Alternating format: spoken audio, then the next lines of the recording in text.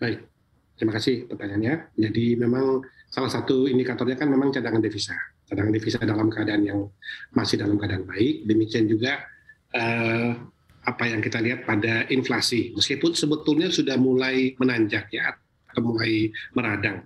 Tetapi kita melihat sebagai leader, kita sebagai leader G20 ini juga mungkin mau menampakkan bahwa kita dalam posisi yang tetap tenang menghadapi pergerakan yang kita sudah lihat bahwa di dunia bisa dibilang ya almost all itu sudah melakukan reaksi atas pergerakan jangka pendek.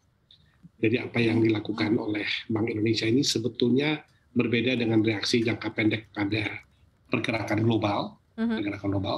Nah, namun saya rasa sebetulnya istilahnya apa ya? Istilahnya homework-nya itu terletak pada memanfaatkan transmisi. Kalaupun transmisi suku bunga ini tidak dimanfaatkan atau tidak digunakan, maka harusnya transmisi-transmisi lain itu jalan.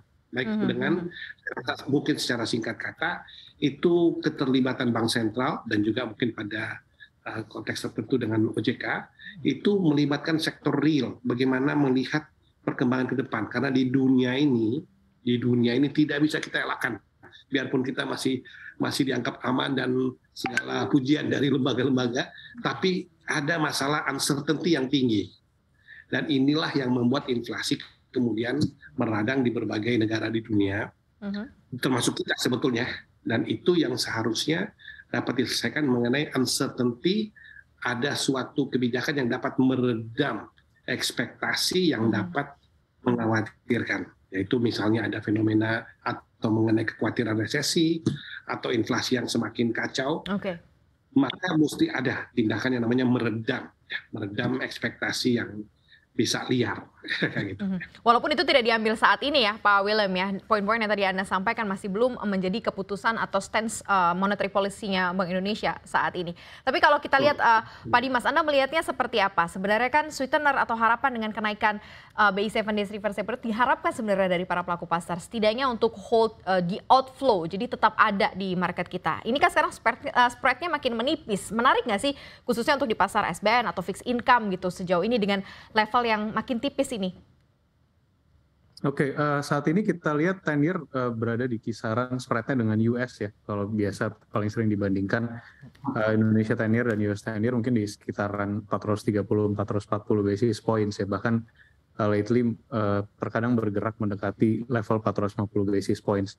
Memang secara historis bisa dibilang cukup rendah karena bisa dibilang kurang lebih hampir 10 tahun terakhir ini biasanya justru spread itu lumayan jauh di atas 500 basis points gitu ya.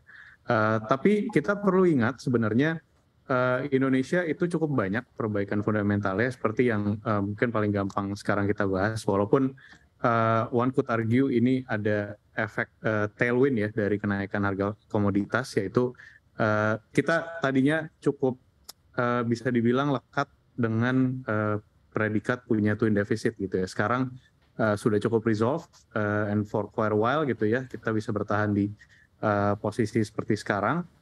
Perlu diingat itu juga salah satu yang diperhatikan oleh para pelaku pasar untuk menentukan alokasi aset ke obligasi yang ditawarkan oleh pemerintah Indonesia atau Indonesia secara keseluruhan gitu ya.